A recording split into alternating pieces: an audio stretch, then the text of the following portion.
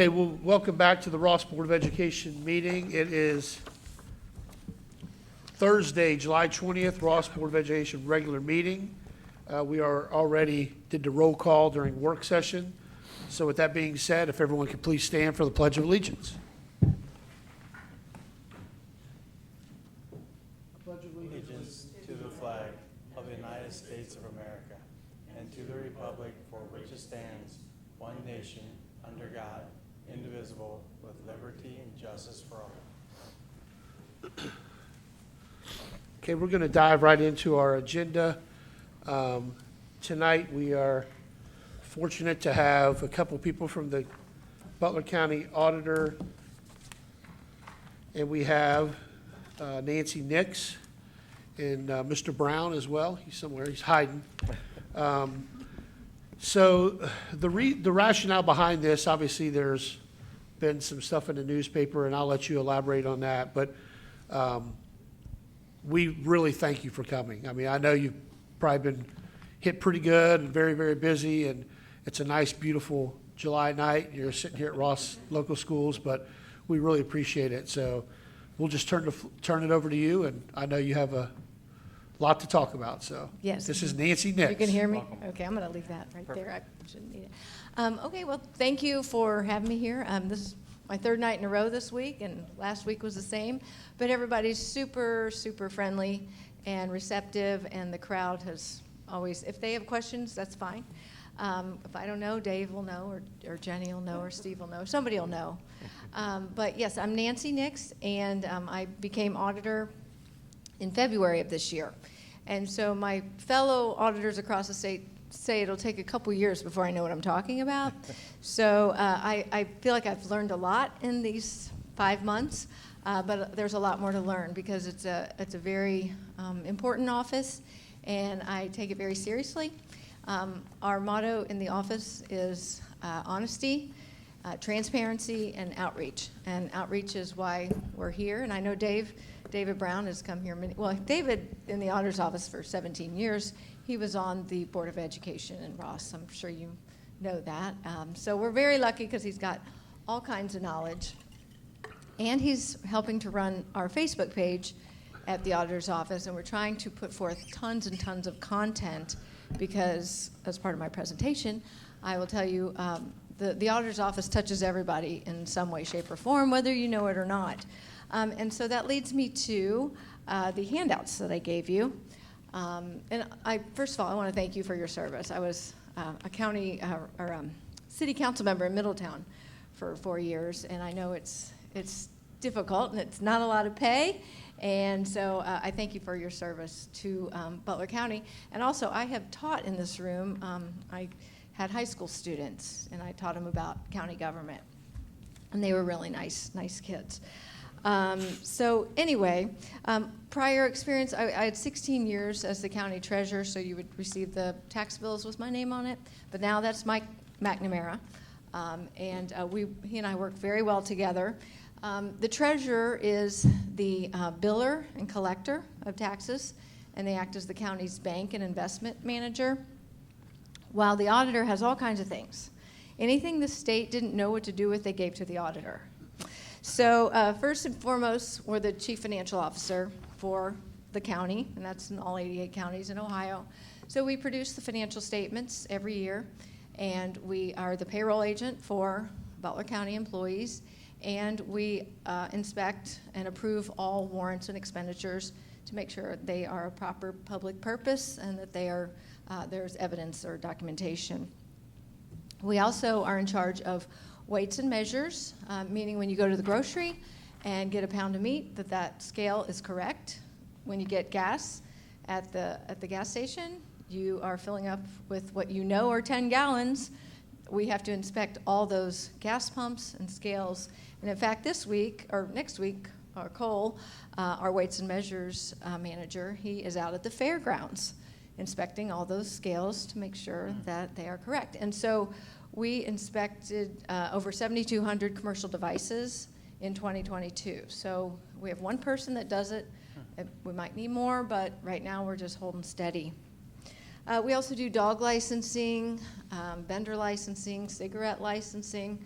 So we have a lot of traffic in the office, people coming in to do that. We have a new dog license software program we'll be introducing by next year because our old one's clunky, and so we're getting DocuPet. So if you have a dog, look for a new, fancier technology. We have all the conveyances go through our office. That means if you have a transfer of real estate, change in property owner, those forms come through our office, and we administer those as well. The auditor is the real estate assessor. We have 160,000 properties in Butler County. That's commercial, industrial, agricultural, and residential. So that is a lot of properties to assess and appraise, and we have 7 in-house appraisers. One is specifically with the CAUV Agricultural Land Program, and then we have 6 others in-house appraisers. And lastly, the tax calculation. When levies go to the ballot, those come through our office, and they must be calculated into rates, so that when we assess your value, we multiply it by the rates, and the rates are based on the levies that are passed by the voters, and then we calculate your tax bill. We hand it off to the treasurer for billing and collection. And so that's how we work hand in hand with the treasurer. We're lucky to have a tremendous staff of 29 people, one of whom is David Brown, and I inherited them from my predecessor, and I'm extremely lucky. They're very public service oriented, and it goes without saying they're competent and professional. I feel very lucky because it's hard to get good people these days, isn't it? So anyway, that's all for the auditor's office. I just wanted to give you an overview, and I have more handouts if anyone would like to see those. Now I'm going to talk about the appraisal and the triennial update that has been taking over my life just the last, well, it's really since I started. And it goes back a few years, actually. Every 6 years, every county in Ohio must undergo a reappraisal. And then three years after that is what they call a triennial update. So the reappraisal is just a mass appraisal of every property. And like I said, we have in-house appraisers. But in the third year, it's more of just trying to get your home values or commercial values in line with market or economic forces. And so it's done differently. The reappraisal year, which was 2020, that is appraising every single house and neighborhood. This one is more of a higher view, but we have to, we send all our conveyance forms that we receive over 3 years, anytime there's a change in ownership. We send all that up to the state. They run ratios of those conveyance forms. And then they come back with a recommendation for your new values. So in 2020, and I'm just going back historically because it matters. In 2020, the tax commissioner mandated, dictated, but they say recommended, a 20% increase countywide. And that would have been based on the prior 3 years. So Butler County auditor at the time took the view that we should be looking at a 3-year average because it levels it out. Looking at that last year only it creates higher spikes. And so his argument, the auditor at the time, was arguing with the tax commissioner that we should use a 3-year average. And the tax commissioner said no, so he took it to the Board of Tax Appeals. But in the meantime, he calculated the taxes at the lower values. The state was saying 20% increase. He was saying by his in-house appraisers, who are the same ones I have now, 14 to 17% increase. And they were differing on what sales were valid, what numbers the tax commissioner was using, and what numbers we were using. So when he handed off the bills to me as the treasurer, I was billing at the lower values. This went on for a couple of years. And then finally, in 2022, the Board of Tax Appeals ruled in favor of the tax commissioner. So that meant I, as treasurer, had to bill retroactive taxes to 40% of the county to catch up with all that was not billed in 2020 and 2021 in the tax years the next year. So then, that was in February, and the ones that took it on the chin, they took the most valued places, or the biggest valued places, to move the needle enough to get the countywide average up, meaning Westchester, Fairfield, Fairfield Township, and the city of Hamilton. They're the ones that had to pay those retroactive taxes for the whole county. Seems a little unfair, but that's just how they handled it. But you know, we sent the bills out in February. I was still treasurer as of that time, but it changed really quickly. The taxpayers were wonderful. We sent a letter of explanation. We were fighting these values. We lost. We have to bill these retroactive taxes. But it wasn't, for most people, it wasn't more than $100, a couple $100. And they took it on the chin, and we moved on. But then I took office in February, right after the bills went out. And in March, we were hearing 42%. That was our new number based on these conveyance forms that we've been sending up. And so the commissioners got wind of it because I mentioned it in the paper.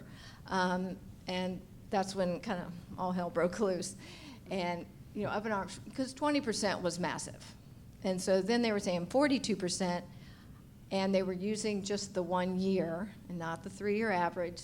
And if we looked at 1 year, we were at 33%. If we looked at the 3-year average, we were at 25% increase. So we weren't agreeing with them at all. So that's when the commissioners got involved and held a summit with our lawmakers. We had a summit on May 1st and June 1st trying to get the tax commissioner to listen to us and trying to explain that the 3-year average is better, but we'd already lost in the Board of Tax Appeals, so the tax commissioner they had already won. They didn't need to listen. So that's when our lawmakers went back to Columbus and had some very heated meetings with the tax commissioner. They could see they weren't getting anywhere, so they put forth, Thomas Hall has a bill, House Bill 187, and then George Lang, our senator, he was putting an amendment in the budget bill to try to force the tax commissioner to use the 3-year average instead of the 1 year. I mean, the increase is still bad, but getting it from 42% to 25% would be a win. And some places would be more and some places would be less. This is a countywide average. And it's not 42% increase in your tax bill. It's your values, which are used to create your tax bill. So then to throw another wrench into that is the school districts. This is my first school district. I'm going to all these townships and cities right now, but you're my first school board, okay? So I got Monroe on Monday, so that'll be second. So I'm not sure what your questions will be compared to these cities and townships that I've been visiting, but there is a wrench when we're talking about school districts. 2/3 of our citizens' tax bills are schools. And most levies, fire levies, libraries, as the values go up and we're in an inflationary environment, the rates will reduce, so that levy brings in the same amount. But in the 70s, the legislature put in House Bill 920, which is why those rates reduce as values go up. But they put in insurance for the schools so that they never will go below the 20 mils. So they call it the 20 mil floor. And once a school is at the 20 mil floor, the rates will no longer reduce as inflation goes up. Well, it just so happens with all this inflation over the past several years, we've got 8 of our 10 school districts, including Ross, at the 20 mil floor. 8 of our 10 school districts, which I think is roughly 2/3 of Butler County, because the 2 school districts that are not at the 20 mil floor are Lakota and Fairfield, and they're huge. So they aren't suffering as much as the 8 of 10 school districts that are at the 20 mil floor, because that means for the people getting these tax bills, their school portion the schools will get a windfall from these increases in values. So there are different communities in Butler County. We have all kinds of communities. I do worry so much about Middletown School District, or Middletown City. They have the highest tax rates in the county by far. Their values are going up the highest. They are at the 20 mil floor, and they're the most distressed. New Miami, I mean, there's different areas that are distressed. But when you look at all those factors, I get really worried about Middletown. But I know Ross is hurting. Hamilton will be hurting. And when I say hurting, I mean the taxpayers. Because we literally have people calling in crying, saying, I'm going to be thrown out of my home if my bill goes up anymore. And I believe them. Because I was treasurer when we had the '08 financial crisis. And our foreclosures, if you ask the sheriff, he will tell you they went from a couple hundred to thousands. So I think it's very real, it's very painful. Where do we go now? We are still working, like last night actually the last 2 nights I've been with Representative Hall speaking at township meetings. He's still working on House Bill 187, which is, trying to get the tax commissioner to look at the 3-year average instead of the 1 year. But there's so much that needs to be fixed. And if you look at this sheet I brought, it's on the back. There are all kinds of things the legislature can do to help with what we're having is just an enormous property tax burden that people can't afford. Some people can, of course, but it's reaching more people in a very painful way in this inflationary environment with gas and groceries and everything else. So we have given them this list. We're sort of, the Ohio legislature is not in session right now. They don't go back until September, but they're still talking. The Auditors Association has a committee. We're trying to find some ways that the legislature can help. They could fund more homestead, which would help the elderly. They could do more rollbacks, but when they talk about credits or rollbacks or homestead, that just means they're paying more of our property tax burden out of their budget, and we're not in their budget. So another thing is the modifying that 20 mil floor. That is the protection that school districts get. And I don't, is there an appetite for that? I'm sure the school districts would be complaining because you're counting on those dollars. So there are various alternatives. And so I'm with the small committee and the Auditors Association that will be talking about all of these things. And then at the same time, George Lang is trying to put a cap on what increases can be. And then they're talking about just doing the 3-year average with a sunset. So there's just all kinds of things we're talking about. But my panic is it's not going to be done by February of 2024 when these bills go out. So that's sort of where we are right now. It is a real issue. I mean, that's for sure. But I guess I'll just leave it there and then let you all ask questions. And like I said, it's a very complicated issue. I might need to pull in David or Jenny or Steve. All right, so what I heard Yes. say is your taxes are not going to go up. Just pick a number, 30%. That's correct. It's your valuation is going to go up 30. Right. And then your assessed value is going to be 35% of whatever that is. Well, right. It's 35% So there's a lot of the math in there. Yes, there is, and that's why it's Is hard your to office going explain. to put a calculator on the side yeah. like they do when That's what we do when there's levies? going to be a levy. Right. Yes. But right now, that's the first question we get is what's my property or what's my city or what's my taxing district going to go up?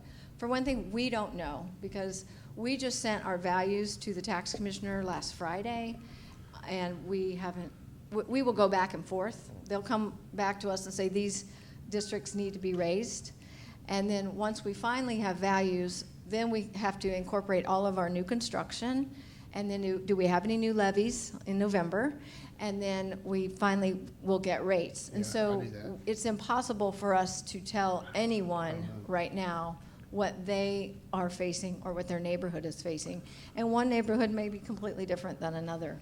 And also that 20 mil floor is so huge because we do get a lot of questions from people in Westchester and Liberty, and we tell them, relax, you're going to be fine. Yeah, your bill could go up 5%, but it's the other 8 of 10 or 2/3 of our taxpayers that it could go up, dollar for dollar for the school district part of their bill, which is 2/3, because of the massive inflation. And when we're talking let's say we finally get 31% countywide, some might be 42, some might be 15.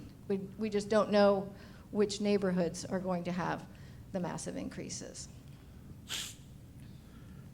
So, Nancy, what you're saying, so the deadline, there has to be a deadline at some point where you're going to get the number or to be able to share to the, Yeah, we will have What is the- values, probably in October. Okay. We will have actual tax bills end of year or first of 2024. so you'll get the values in October Yeah, roughly, of what, but then what the, per house. Yeah. Yeah, and we will communicate that. Yeah. I mean, normally a letter has not been sent out, just because of the cost. right, is, with social it's- media and everything, yeah. It's a lot, we have 160,000 different parcels, and sending Yeah. a letter to everyone is very costly and not in the budget. But I think it's important this year with everything going on. I mean, when you're paying $7,000 in property taxes, we can't send you a $1 letter. So Right. I think it's important this year that we do send out communication Right. to every taxpayer. So the values will be around October, and then the bills will be February. Well, we will have, we'll have the rates back, and we will have the calculations by early January, but the bills wouldn't go out until early February. Yep. And probably be due at the end of February. Gotcha.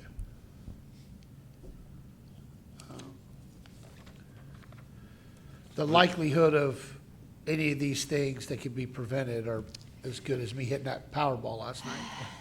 It's, Would you I agree mean- with that, Mr. Brown? the clock's ticking, and nothing moves quickly Right. at the state.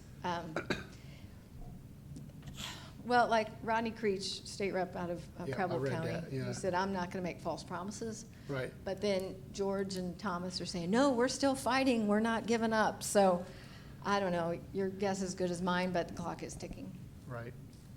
You Well, our know- dilemma is, as a school district, we are not running a levy this, we failed 3, and then this news came out Right. about 3 weeks before the election, so that killed an opportunity in May. And in a way, I'm kind of happy it didn't pass, because if that passed and this increase, Yes. we'd be Yes. sitting on a little bit of money that we'd probably have to think about, what are we gonna give back to the Yeah. voters? It'd be a big mess. Yeah.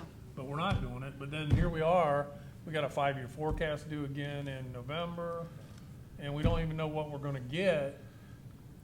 It's like trying to run a business with not knowing Right, anything. right. And I feel like as a public servant, I can't do due diligence because it's a math formula that keeps changing every Yes. day. And if I Yeah, in don't- this environment, you're correct. Well, and to that, I'm going to touch on the 5-year forecast. So, there's always a reasonable test, right? Because it's all forecast, it's predictions.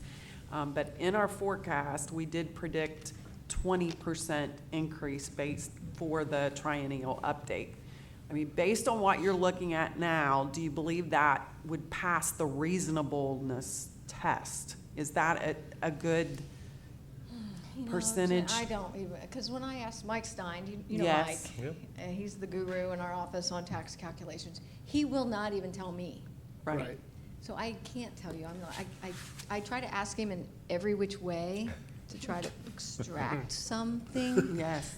It's unbelievable. So I just would feel derelict if I gave you any kind of idea. I get it. And I'm not trying to put you on the spot. I guess Keith brought it up, and it just kind of goes to the point where it's so complicated. It is. And it's so difficult for us to try to figure out how much money is actually going to be there for the school district, along with, if anything legislatively changes. And we're just all doing the best we can. Right. With the information that we have right now, we're just doing the best we can. Well, and we're sitting here, we could either be, if nothing good happens, we could be in the worst financial shape we've ever been in, or we could be at the end of the 5-year forecast, we could be in the best financial shape, but we don't even know where it's at. And Right. So back to the timeline, is that your timeline or is that the state of Ohio's timeline? That is our office's timeline. Okay. Based on, when, our office is a little behind on billings because we have other county, Hamilton County, Warren County, where we share, so it puts us a little delayed. But I still think it's consistent. And normally, we wouldn't be having this conversation, because when we received that whopping 42%, we were at the front end statewide, because we're a triennial update. We were given our number quicker than people in, well, some counties aren't even going through a reappraisal or a triennial, so they have no issue at all. And that's why it's hard to get legislation passed, because like Warren County was not for this because they're not dealing with it this year. So just trying to get the other lawmakers to see our pain, plus we were one of the first to find out, and then Butler County just always kind of goes really crazy about tax increases. And so that's when our commissioners really went, I don't know the word for that, but. Concerned. They were I very wanna say concerned. insane. They were very concerned and held the summit. So that spawned a lot of this news early, because normally this wouldn't even be in the news until later in the fall. You all would just be budgeting like you normally do. But it is an issue. We wanted to bring it to your attention. And yeah, it does leave us sort of in limbo. Everybody in limbo. And we are like, here, this is happening. It's really not good. We hate to tell you this, but good luck. Right. So we do understand that. Good. Yeah. For those that don't understand, what was the premise for not using the 3-year versus the 1-year on the tax commissioners? What was his legal argument for it? Like, people ask, well, why are we doing this? And I mean, I think they read things, but like, what is the basis of not an average versus because Well, of I will home tell prices? you, auditors across the state, see, I'm new, so I'm depending on a lot of their expertise. The Auditors Association voted against doing the 3-year average. The tax commissioners says that the last year is the most evident of market value. And so, and the auditors feel like the way the tax commissioner is doing it is objective and shouldn't be changed. It's not subject to bias. They feel like leave the values alone. The problem is on the tax side. It's the levies, it's the 20 mil floor, it's a myriad of other things. It's all the rollbacks the state took away that could have been 10 years ago. So I think auditors who have been in the business a long time, or not in the business, in the government a long time, believe that 1 year is the right evidence. But there are a lot of counties, like Preble County, she says, we don't have enough sales in 1 year. And so she was very upset and agreed with the 3 years. Our auditors, our appraisers in the Butler County Auditor's Office, they felt strongly we should use the 3-year average. So it was just a disagreement, as with anything else. But most of the auditors across Ohio sided with the tax commissioner, Okay. unfortunately. And I testified for it up in Columbus, and the sheriff went and our commissioner went, but there were a lot of counties not for it. So I guess kind of like her question, like in this paper you gave us, I guess an amendment had been pulled from that budget bill that would have Yeah. forced the governor to sign, Right. what's the reasoning for that, to use the 3-year average? That was the decision of the House Speaker. Jason Stevens is the House Speaker, and he is a former auditor. And since this was a Senate bill, because George Lang had put it as a budget amendment, but it was pulled in conference committee by the House Speaker. So it just never got through. And that was the last hour on the last day. So we were very hopeful until that last hour.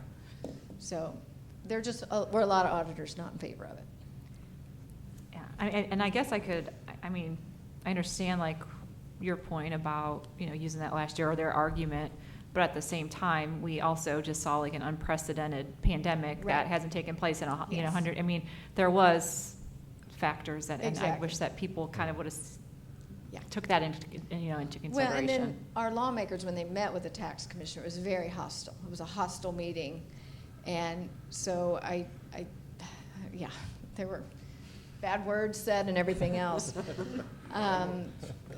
It was just a difference of opinion, and the auditors who are against it, which is about 3/4 of the auditors were against it, they just said, leave the values alone. Your problem is the tax levies and everything else. I hate to keep going back to the schedule or the calendar, but, you know, you talked, October is when we'll know values, we'll know bills in February. When does that actually mean we as a school district will know an approximate percentage? You know, Ms. Logan referred to the 20% or the 40%. Right.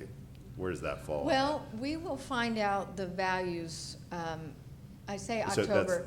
We're going to get, the tax commissioner, we have sent them our values. We will go back and forth with them over the next few weeks. But then we got to add in all the new construction. Then if there's any levies, so that takes us to past, the election day. Okay. So I'd say end of year. I mean, Jenny, the schedule really shouldn't be any different. It's just, there's all the uncertainty now. So the schedule that you've had, it should stay consistent with that. Correct. And I will say that I believe that this is not that different from any other triennial update when we get those percentages. We usually don't know what our percentage increase is going to be until right around November, December, even January. I mean, it's late. But I think all the communication, and thank you for that, but all that communication has like spurred our interest, like, okay, we want to know. Shine a spotlight on But it. yeah, Right. but that timeline has always been really late in the fall, winter even, before we know Gotcha. for sure. So you referenced the last one and had to go back and retroactively bill, and a lot of that, or all of that was eaten up by Westchester and the Fairfield Township, Fairfield area.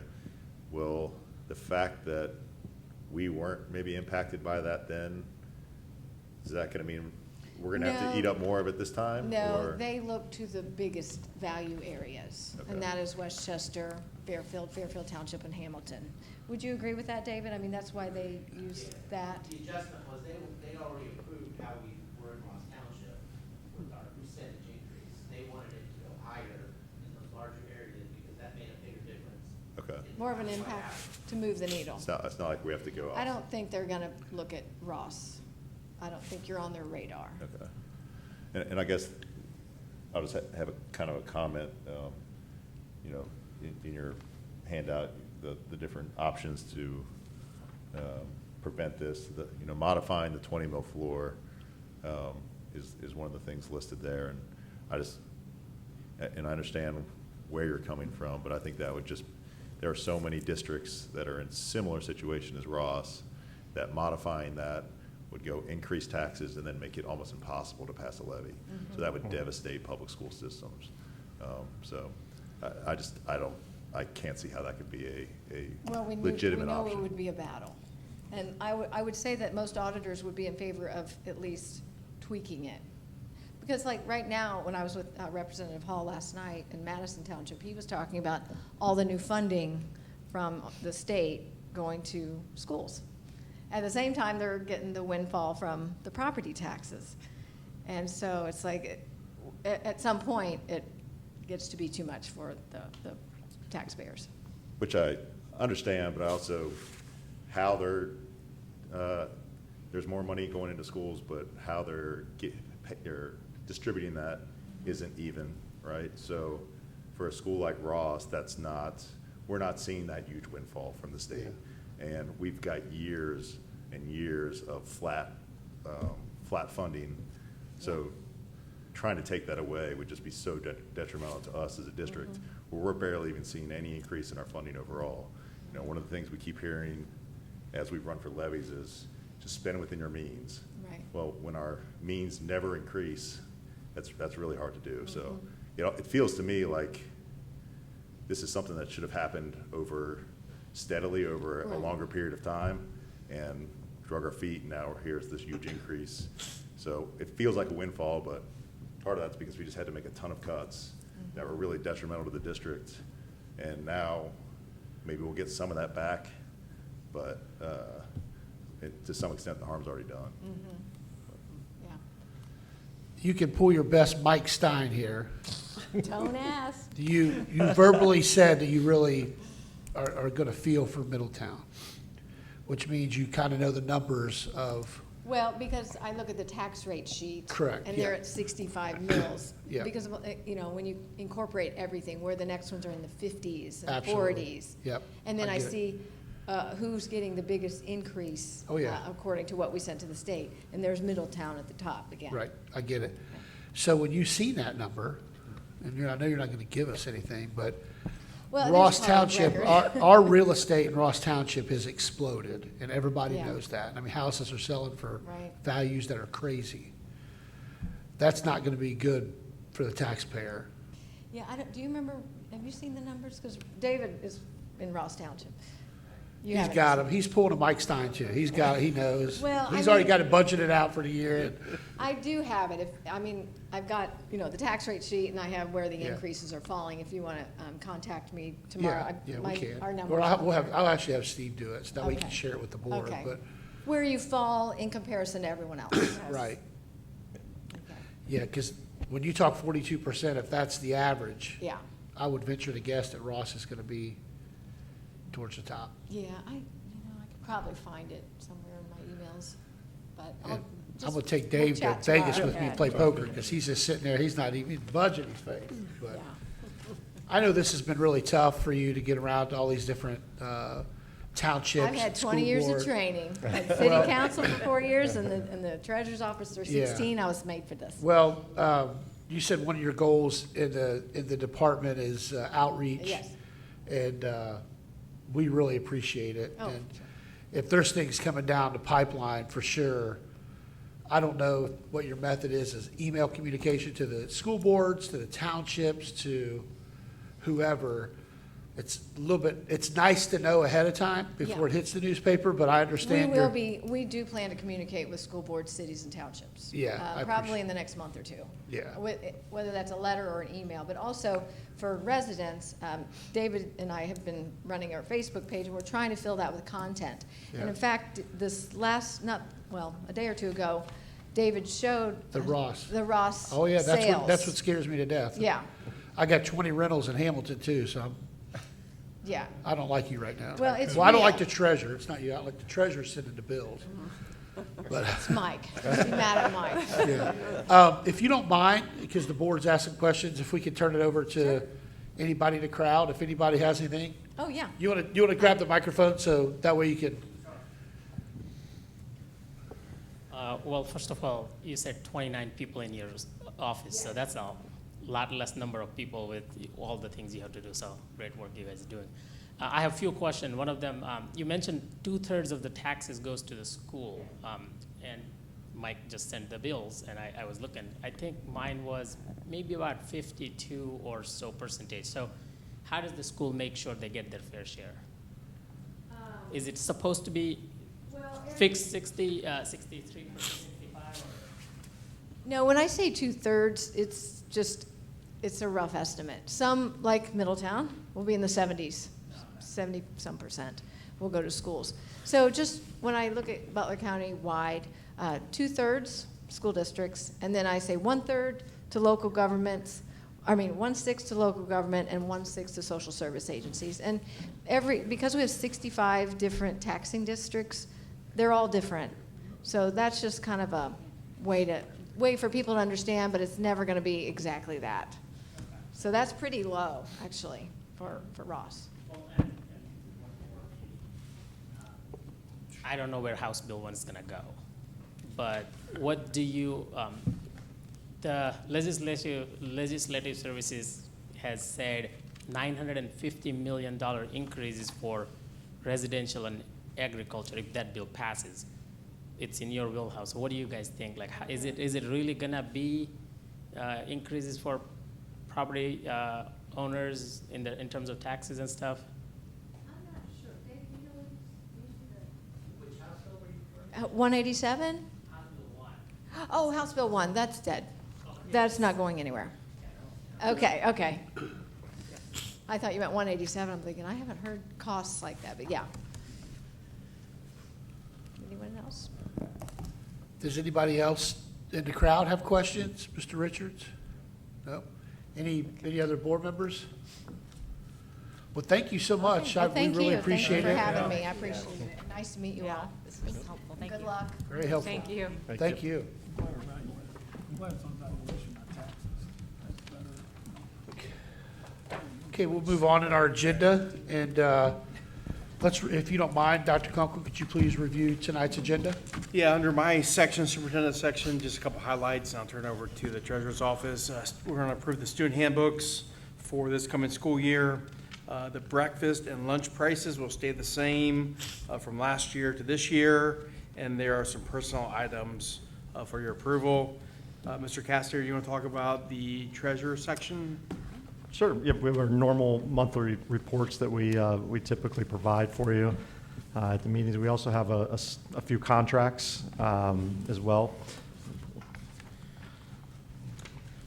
including a resolution for services with the Butler County ESC. That's an annual contract that we authorize them to provide us with contracted service employees, essentially, as well as a gifted service contract with the Hamilton County ESC, and then one additional contract with Best Point Behavioral Services.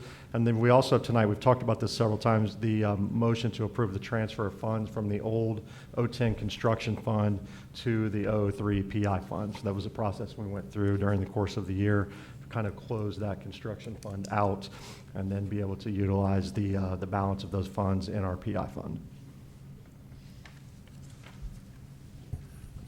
Does anybody have any questions on the agenda? Would anyone like to isolate any of the items on the agenda? I'm going to have to isolate 10C, 10C, what is it? under superintendent reports and recommendations. The Um, CTE resolution. So under treasurers, so we will isolate under treasurer's report and recommendations, item C. Mr. Castaner, if you could remember that? Yes. And then also under E, Schedule F, we'll isolate that too.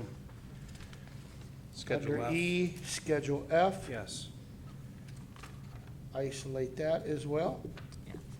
And you just Which is Just E. remember to do that when Yeah, you. yeah, I have it. Okay? Is that for me? Yes. Yeah. Yep. Yeah. Mr. President, did we, and I don't see this in the agenda, and I apologize, is there a section for public comments? Yes, it's at the end. At the Number end? 9. Okay. Yep. All right.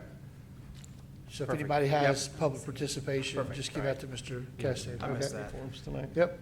We kind of move things around a little bit. Yep. Sorry So about with that being said, can I have a motion to approve the agenda, please? As amended? Motion. Mr. Chanel, a second? Second. Mrs. Hayes? Mrs. Logan, could you please call the roll? Mr. Schnell, Yes.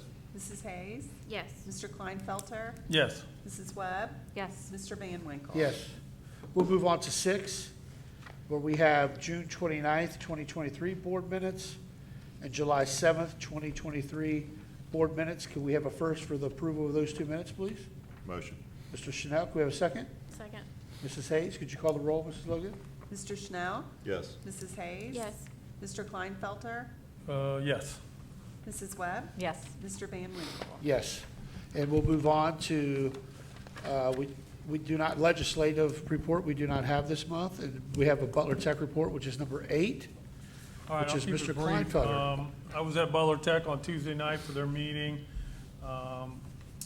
As I talked about in the previous meeting in June, they have finalized their grant that they received from the ARPA funds, which was the Hookfield addition for some aviation courses in Middletown and the advanced manufacturing that's going to be in the North Hall of Miami University Hamilton. They've signed 50-year in Middletown ground lease and a 40-year ground lease. That's going to provide new courses and instruction for an additional 400 students in their system. And they're secured from the state about $15 million in grants to accomplish both of those things. And then in the Fair School Funding Act, the governor set aside $300 million in the budget for career tech. Butler Tech has put in a request for a grant for the expansion of the bioscience campus out off of 75 in conjunction with Cincinnati State. They're going to offer some 4-year courses and programming there that will lead to a bachelor's degree. I believe nursing is going to be one of those, and they're hoping that they will be looked upon favorably to get some of that money. And you know, because of House Bill 920, they're not subject to that, so they, an example of their carryover, their ending balance this year is 100 days true cash at $22,840,186, according to Paul Carpenter, which, After transferring over 5 million to PI. yes, Yeah. that's their balance. The expansion of the bioscience, and maybe Amy can answer this, or you, is that going to be more opportunity for kids to get into Butler Tech? I mean, because, Yes, their goal is to, that number that they are turning away of about 1,000 kids, they're hoping that within the next year or two, they're not turning anybody away. Yeah. They're trying to maximize that, but, you know, slowly moves progress, but Yeah. the county population keeps going up. yeah, and it's a good product, so more people are taking it. Right. Does anybody have any questions for Mr. Kleinfelder for Butler Tech report? Nope. We'll move on to public participation. We have none, right, Mr. Castaner? We do not. Okay. Oh, Nope. Yep, if you, did he fill out a sheet, or, if you didn't fill out a sheet, just do this. If you didn't fill out a sheet, just say your name and where you live, and Mr. Castaner will jot that down All and right. make record, but go ahead. Sounds good. Anil Lukey, 2170 Cardinal Avenue. Gotcha. Did you get that, Steve? You have no idea what he I'll just write said. it down because you probably didn't get the name. Okay, that's okay. That's fine. I'll write it down. Just wanted to give one suggestion or observation. I've been coming here for about 2 years now, and I don't see a lot of people here. It's sad, I think. From the transparency perspective, a lot of people talk about, okay, well, we should have transparency and this and that, right? And good, we have recordings that I see that about 100 people or 100 views on the video. What I don't see here is when I sit here and you approve all of those things, now I'm sure you'll say like, okay, well, go look at the agenda online. But I think it would be helpful if you just summarize what are those things that you guys are approving. Our meetings are only like what? Most of the time, less than 30 minutes. I think it would be helpful for people who are sitting here or watching online, just summarize what those items are you guys are approving. Just a suggestion. You can tell me to go back to agenda. Probably people will not, but that's just If a you don't thought. mind, just go back to the agenda. I'm just kidding. I know. No. That's great. I mean,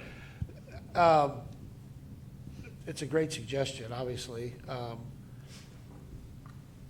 I guess the main thing is you're right.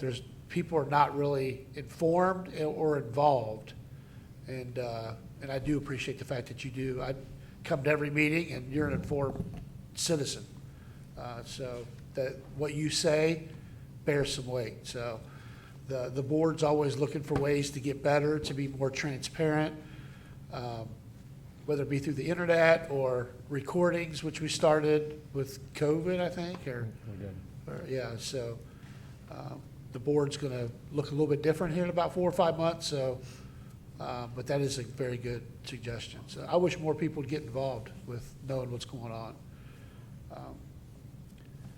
Anybody else have anything with that?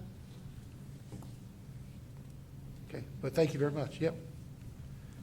Okay, with that, Steve, I don't know if you have to have an official record for that, or not really, probably. Yeah, we do. We save the forms, and Okay. scan them into a file. Just right, if you don't mind, he's got what you said, just, yeah. Thank you. So we'll move on to Dr. Kunkel, Superintendent Reports and Recommendations. Yes, sir. I'd like to block everything under my section except for letter C and E, Schedule F.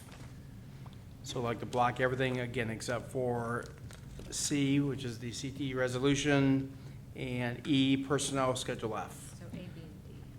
So item A, these are the school handbooks. Yep, I got it. You Yep. got it? Yep. So, Okay, yep, I got it. Yeah, so can we get a motion Oh, I'm sorry.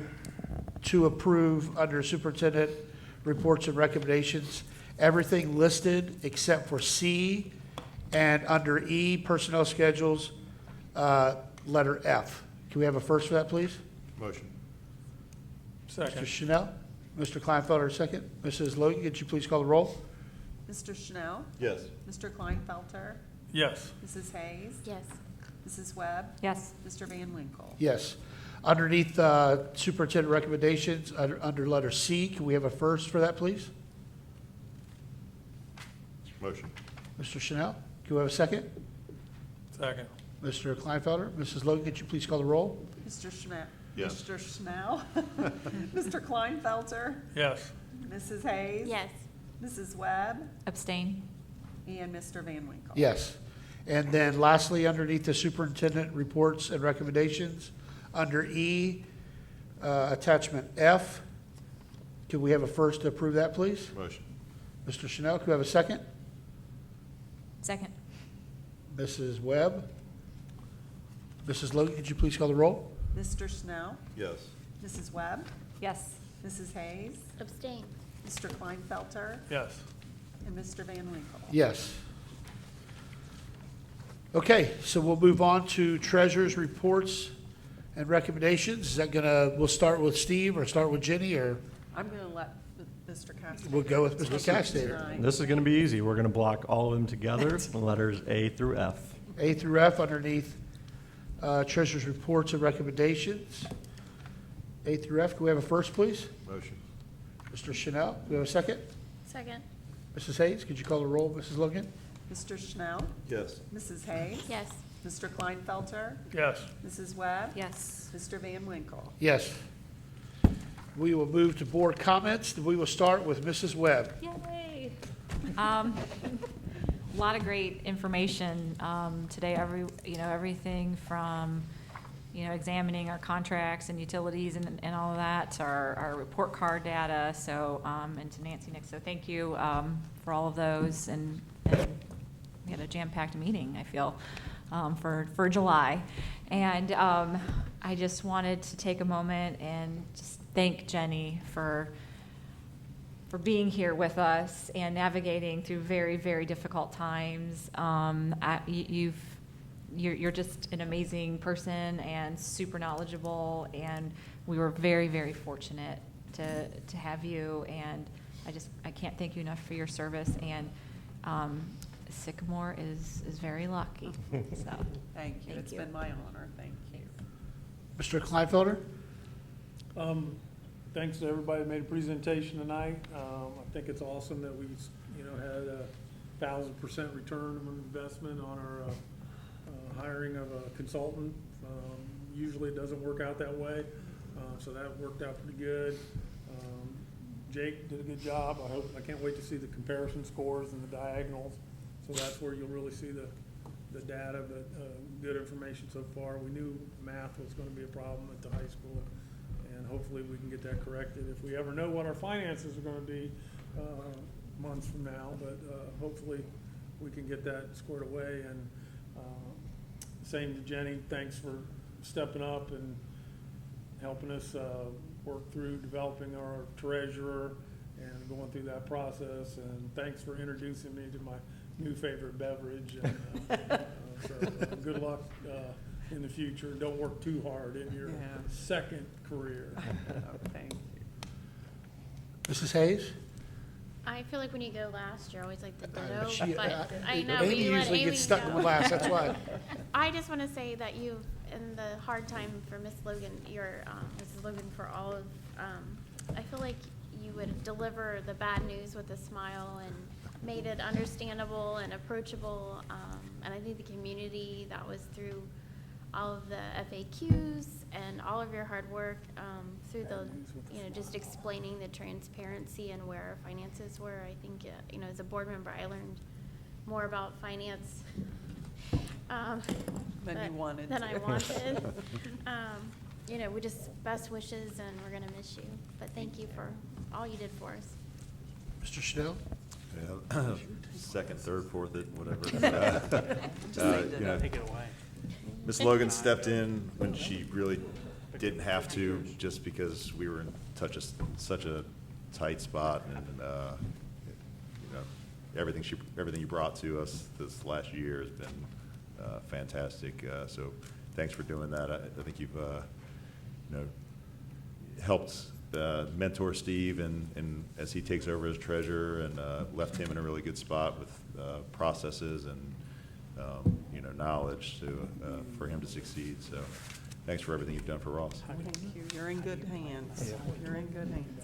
I just want to thank Devin and Jake for the presentations during the work session. Steve, thanks for setting that up with Nancy Nix to come in tonight. And then I just wanted to echo with Jenny. I remember when I believe it was Keith and I that met you with that brown bag of cash to beg you to help us for 1 year. And you knew our situation, and you still, you saved us. I mean, you really did. I mean, Jeremy did a great job. Unfortunately, he got a really good job, but you did a really good job of kind of navigating into our financial situations in the middle of a levy and all these different things. And we truly do appreciate your leadership, mentorship, and everything else. And what you did with Steve over the year is invaluable.